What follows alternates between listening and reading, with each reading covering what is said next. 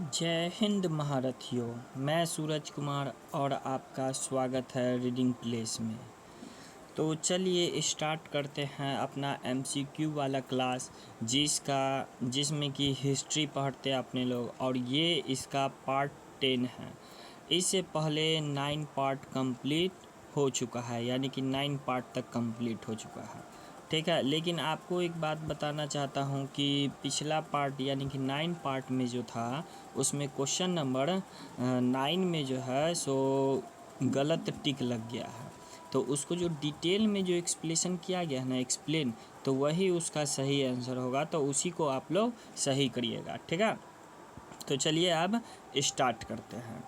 तो अगर स्टार्ट करने से पहले अगर आपको वीडियो अच्छा लगेगा तो इसको लाइक कर दीजिएगा, शेयर कर दीजिएगा और सब्सक्राइब भी कर दीजिएगा। ये है आपका रीडिंग प्लेस।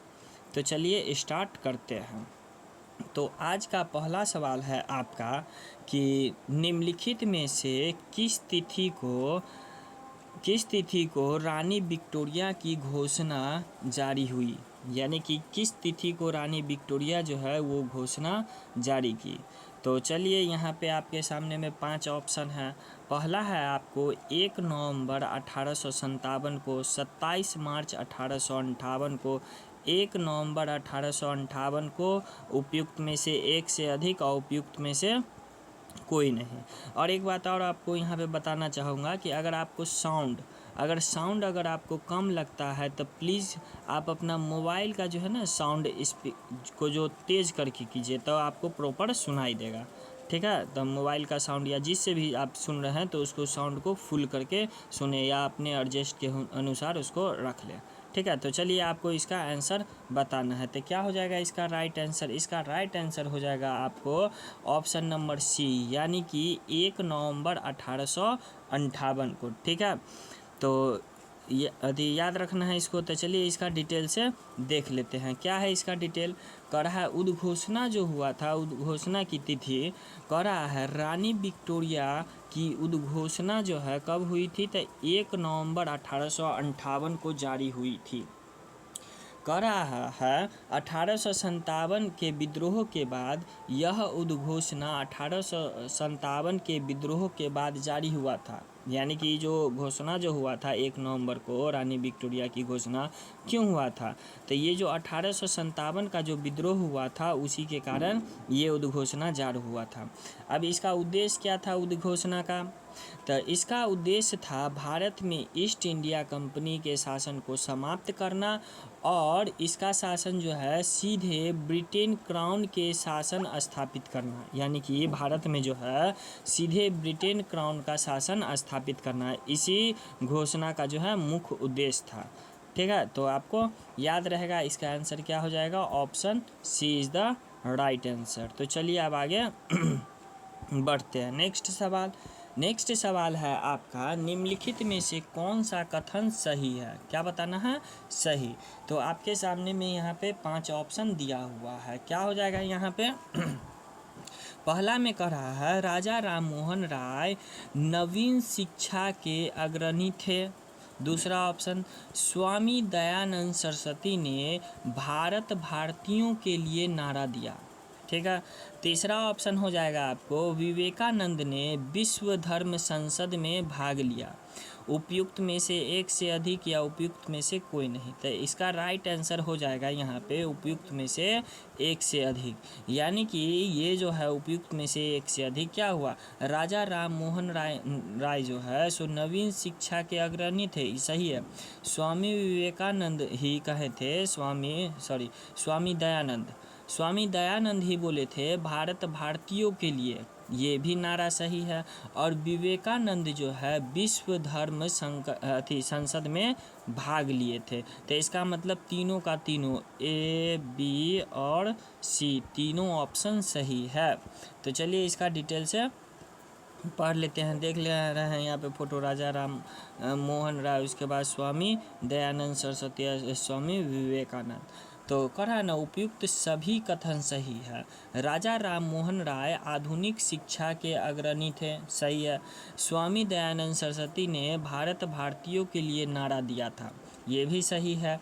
विवेकानंद ने विश्व धर्म संसद में भाग लिया था। तो इसका मतलब इसका ऑप्शन क्या हो जाएगा, option D is the right answer, यानी कि तीनों का तीनों ऑप्शन जो है सो सही है। तो चलिए अब नेक्स्ट सवाल पे चलते हैं। तो नेक्स्ट सवाल है आपका यहाँ पे, निम्नलिखित में से कौन सा कथन सत्य है। फिर से कथन सत्य वाला आ गया, तो बताना है आपको। यहाँ पे देखिए ऑप्शन है, 4-5 ऑप्शन है आपके सामने में। पहला में कह रहा है 1862 तक ब्रिटेन में कपास का 90% से अधिक आयात भारत से होता था। चलिए आगे देखते हैं सही है गलत।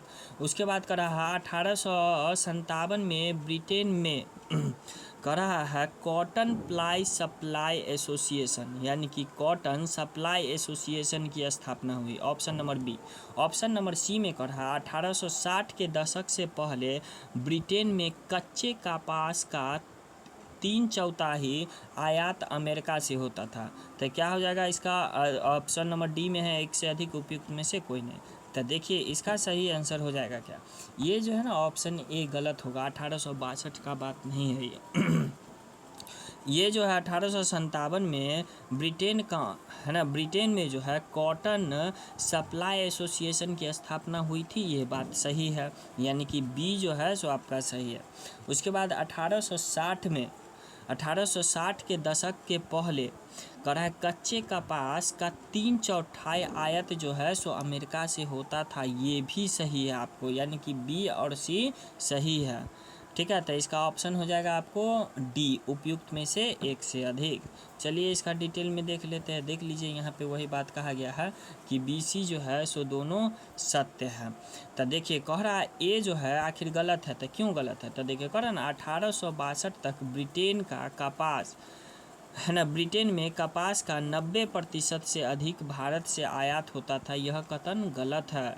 कह रहा है 1860 के दशक से पहले ब्रिटेन मुख्य रूप से अमेरिका से ही कपास का आयात करता था। ठीक है, किसे करता था, तो अमेरिका से ही कपास का आयात करता था। कह रहा है 1861 में अमेरिका गृह युद्ध छिड़ने के बाद अमेरिका से कपास की आपूर्ति बाधित हो गई, जिसके परिणाम स्वरूप ब्रिटेन को भारत से कपास का आयात बढ़ाना पड़ा। और अगला है कि 1862 तक भारत से आयात कपास के मात्रा ब्रिटेन के कुल आयात का 90% हो गया, यानी कि 1862 के बाद। इसमें कह रहा है क्या 1862 तक, तो नहीं 1862 के बाद, तो इसलिए ये ऑप्शन गलत हो गया। ठीक है, तो इसका आंसर क्या हो जाएगा आपको, बी और सी। ठीक है, तो चलिए नेक्स्ट सवाल पे चलते हैं। तो नेक्स्ट सवाल है आपका यहाँ पे कि रिकॉर्डियन विचार से आप क्या समझते हैं। ठीक है, रिकॉर्डियन का विचार से आप क्या समझते हैं, तो यही बताना है।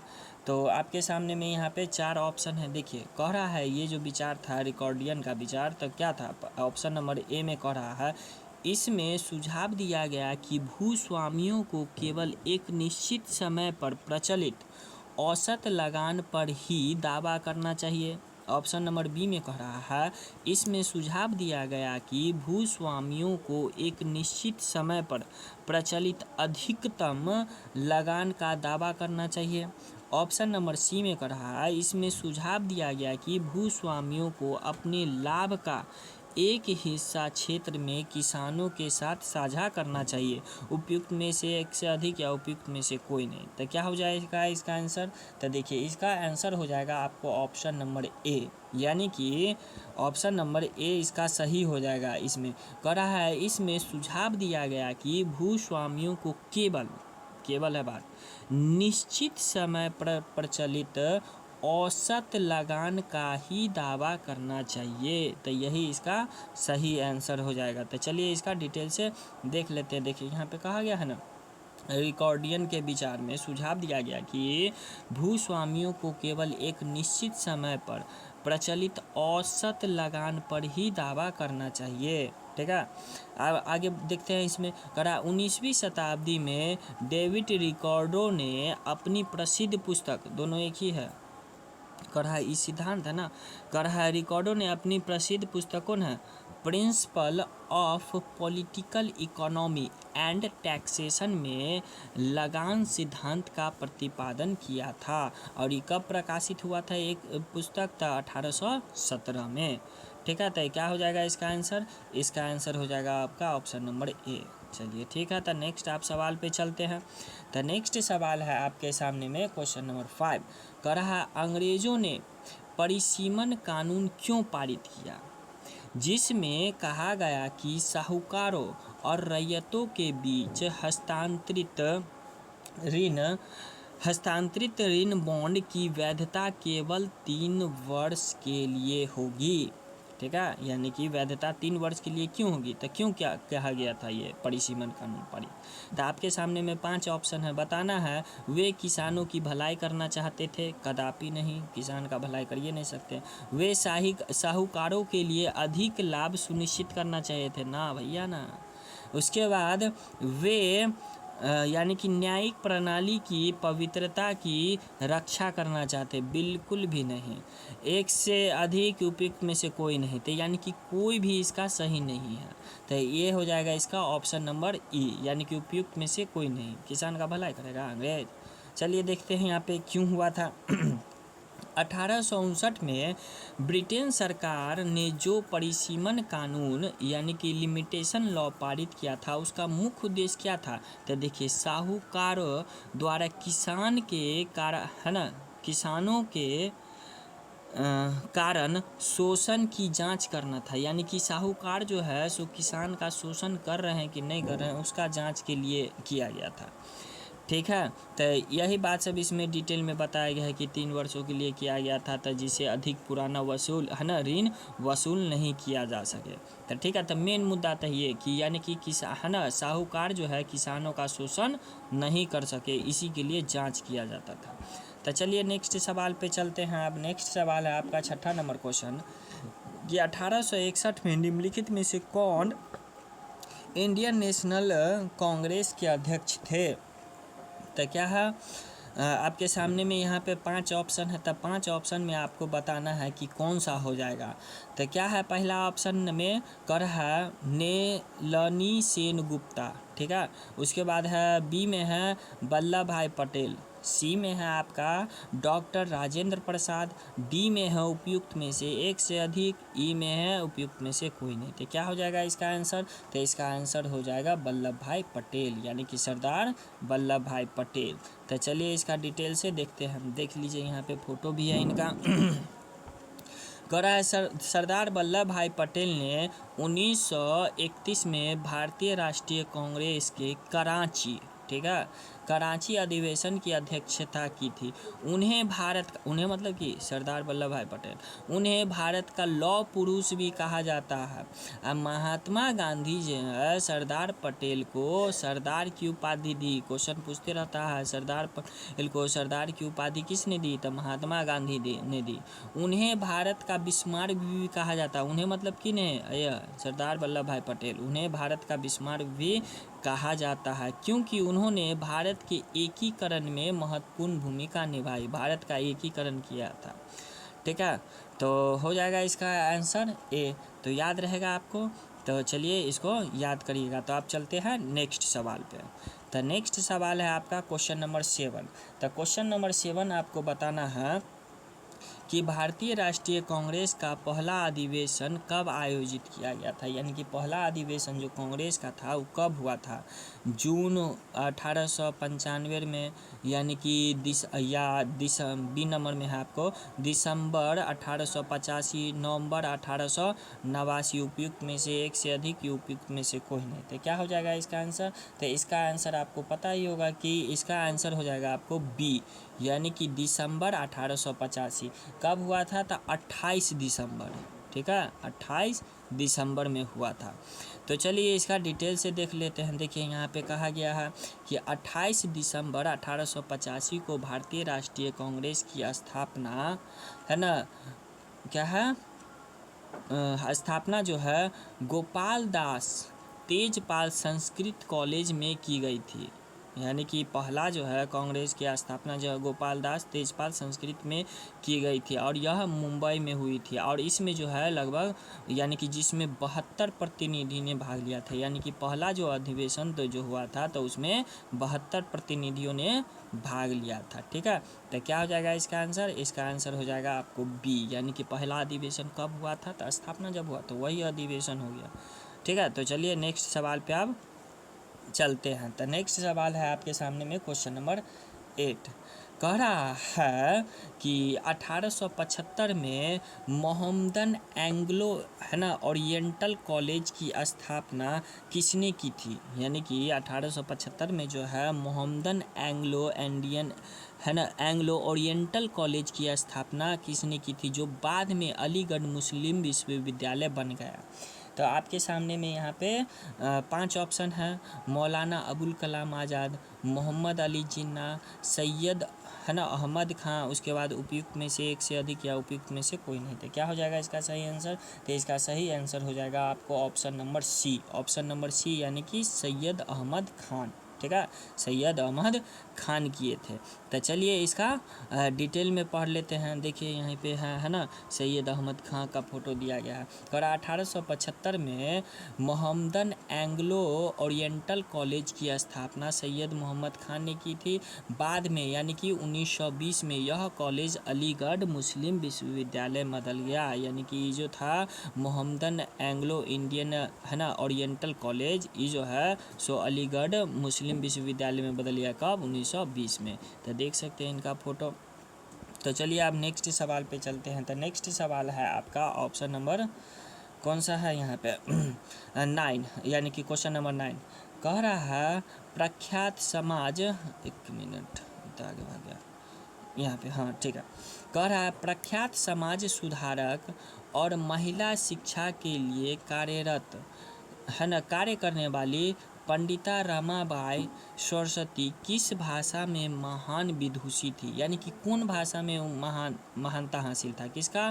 पंडिता रमाबाई सरस्वती का।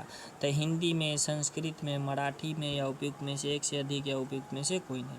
तो देखिए इसका मेन था आंसर है इसका कि ये संस्कृत में। ठीक है, किस में ये महान थी यानी कि किस भाषा में महान विदुषी थी? तो संस्कृत में। तो ठीक है, तो इसका आंसर हो जाएगा आपको ऑप्शन नंबर बी। ठीक है, पंडिता रमाबाई सरस्वती। तो ये जो हो जाएगा डिटेल में आप देख लीजिए यहाँ पे पंडिता रमाबाई सरस्वती का यहाँ पे फोटो देख सकते हैं। पंडिता रमाबाई सरस्वती है ना संस्कृत की महान विदुषी थी, लेकिन उन्हें मराठी, हिंदी और कन्नड़ साहित्य में भी कई भाषाओं की रचना की थी। वह संस्कृत के ज्ञान के कारण ही पंडिता या सरस्वती की उपाधि किया गया था। यानी कि इनको जो है पंडिता रमाबाई को जो है सो पंडिता या सरस्वती का उपाधि क्यों दिया गया था? तो उनको जो है संस्कृत में यानी कि ज्ञान जो था उसी के कारण दिया गया था। तो देख सकते हैं यहाँ पे फोटो भी है। तो चलिए इसका ऑप्शन हो जाएगा यानी कि option number B is the right answer. चलिए तो आप नेक्स्ट सवाल पे चलते हैं। तो नेक्स्ट सवाल है यानी कि आज का लास्ट सवाल। ठीक है, तो लास्ट सवाल है आपको कह रहा है विधवा पुनर्विवाह की अनुमति देने वाला कानून है ना विधवा पुनर्विवाह की अनुमति देने वाला कानून जिसको कहते हैं हिंदू विधवा पुनर्विवाह अधिनियम किस वर्ष पारित हुआ था? तो आपके सामने में यहाँ पे 5 ऑप्शन है 1855, 1856, 1858, एक से अधिक या उपयुक्त में से कोई नहीं। तो क्या हो जाएगा इसका सही आंसर? तो इसका सही आंसर हो जाएगा आपको यानी कि ऑप्शन नंबर बी यानी कि 1856 में। ठीक है, कब हुआ था? तो 26 जुलाई। ठीक है, 26 जुलाई 1856। ठीक है, तो चलिए इसका डिटेल से पढ़ लेते हैं। तो डिटेल देखिए यहाँ पे दिया हुआ है हिंदू पुनर्विवाह है ना हिंदू विधवा पुनर्विवाह अधिनियम जो है 26 जुलाई 1856 को पारित किया गया था, इसने ईस्ट इंडिया कंपनी के शासन के तहत भारत में हिंदू विधवाओं को पुनर्विवाह के कानून की मान्यता दी गई। यह अधिनियम ईश्वर चंद्र विद्यासागर जैसे महान समाज सुधारक के प्रयासों का परिणाम था। इसे उस समय कौन है, गवर्नर जनरल जो है लॉर्ड कैनिंग द्वारा पारित किया गया था। तो देखिए ये भी सवाल पूछता है कि जब थी यानी कि हिंदू विधवा पुनर्विवाह अधिनियम आया तो उस समय गवर्नर जनरल कौन थे, तो लॉर्ड कैनिंग थे। किसके प्रयास से, तो ईश्वर चंद्र विद्यासागर के प्रयास से। ठीक है, तो चलिए अब यहाँ पे आगे बढ़ते हैं। तो हो गया यहाँ पे सारा का सारा क्वेश्चन, तो इसका आंसर क्या हो जाएगा, आपको बी हो गया इसका आंसर। तो चलिए अगर आपको वीडियो अच्छा लगा हो तो इसको लाइक कर दीजिएगा, है ना, और इसको लाइक कर दीजिएगा, सब्सक्राइब कर दीजिएगा और शेयर भी कर दीजिएगा। और वीडियो से रिलेटेड कोई भी अगर प्रॉब्लम हो, समस्या है या क्वेश्चन में कुछ गलत हो गया हो तो उसको आप नीचे कमेंट बॉक्स में बता सकते हैं। ठीक है, तो बता सकते हैं, तो जिससे कि हम उसको अगले क्लास में उसको अच्छे से और सुधार करके लाएंगे। ठीक है, यहाँ पे अगर आप जुड़ना चाहते हैं टेलीग्राम से, तो यहाँ पे ये टेलीग्राम का हो गया QR कोड, उसके बाद व्हाट्सएप चैनल का हो गया। तो रहने देते हैं, अब आज की सेवा यहीं पे समाप्त करते हैं और मिलते हैं अब नेक्स्ट लेक्चर में। तब तक के लिए जय हिंद, जय भारत, जय बिहार।